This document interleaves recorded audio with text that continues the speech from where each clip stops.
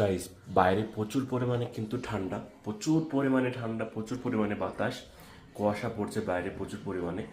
তো দেখলে হয়তো বুঝতে পারবেন এই যে বাইরের অবস্থা। তো রোদ বের হয়নি, যে সূর্য আজকে ওঠেই নি। একটা বাজে, বেলা এখন একটা বাজে, সূর্য এখন পর্যন্ত ওঠেনি। তো সকাল থেকে এরকম মানে বাইরের অবস্থা খারাপ। তো বাতাস বইছে এবং কি যে কুয়াশা পড়ছে, বরফ, আর তার সাথে অনেক প্রচুর পরিমাণে ঠান্ডা। তো আজকে যেহেতু আমার ডিউটি ছিল না, অফ ডে ছিল, এই কারণে গোসল টোসল করলাম আমি একটা সময় কেবলই ঘুম থেকে উঠলাম। এত ঠান্ডায় ভাই সকালে ঘুম থেকে ওঠা একদমই ব্যাপারটা একদমই অসম্ভব ব্যাপার আমার কাছে।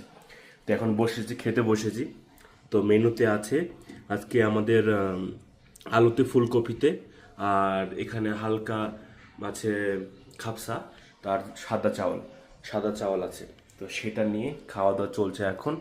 তো এই যে বাইরের দৃশ্য এখন যেটা হচ্ছে, বাইরের দৃশ্যটা দেখতে দেখতে যে আমি ভিতরে খাচ্ছি এভাবে, তো সত্যি আমার কাছে ব্যাপারটা অসাধারণ লাগছে, অসাধারণ। বাইরে যে ঠান্ডা আবহাওয়া বাতাস, আর আমি ঘরের ভিতরে বসে বারান্দায় এভাবে খাচ্ছি দৃশ্য।